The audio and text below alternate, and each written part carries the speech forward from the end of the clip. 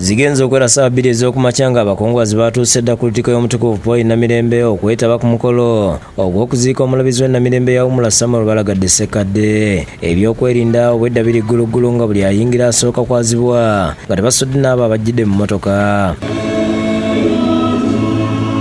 Wabweru wa wankaaki wa lutikko wateereddwawo ekifaananyi kye n'ekitabo ky'abakungubazi obwedda mwe basooka okuwandiika obubaka obw'okusaasira. Yo bbandi y'ekkanisa obwedda ekoolobya ennyimba ez'okukumaakuma abakungubazi.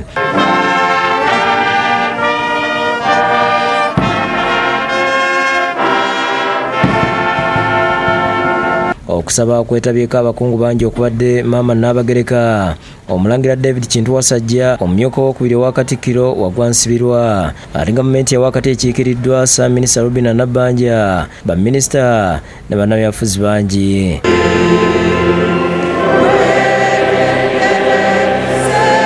Ku ssaawa 4 aba Uganda Funeral Services bayingizza omubiri gw'omugenzi Ssekadde munda mu lutikko nga bayambibwako abaweereza mu kkanisa. Omukolo gw'okusabira omugenzi gutandise nga gukulembeddwa Ssabalabirizi Dr. Kazimba Mugalu wakati mu kuyambibwako abaweereza abalala. Obubaka bwe Kazimba abutambulizza ku mulamwa ogamba nti Katonda atuyise okweteekateeka mwasabidde abakungubazi okulowooza ku kuteekateeka obulamu bwabwe nga bakyali balamu naddala obw'omwoyo. Okuteekateeka kitegeeza okwenenya okwa buli kakedde n'okulongoosa.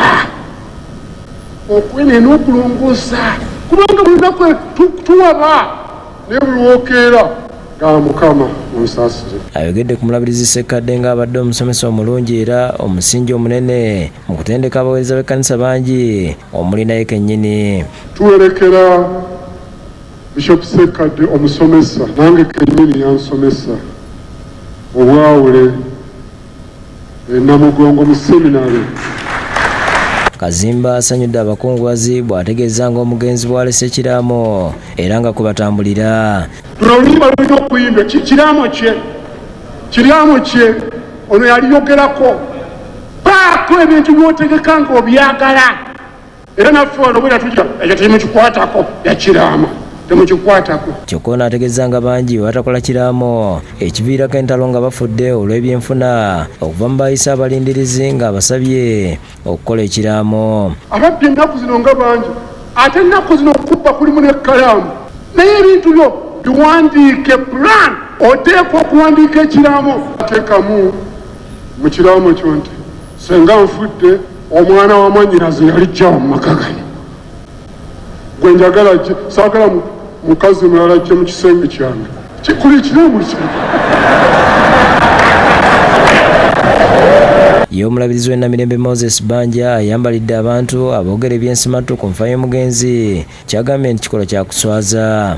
Ne Katonda atuweere ebigambo nga tubiwulidde twekennenyeze ddala gye biva byagenze bisaasaana tunoga taata yagudde tubaddaana abantu mu kinabiro n'agwa ebino bino bigenda naye kitaabadde kituufu n'akatono.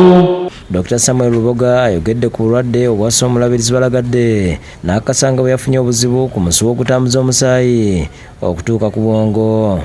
Because he was healthy until the last minute. You understand? And he died because a large part of his brain stopped receiving blood. Disani Mutiaba yakusakidde gwino ku Bukedde TV.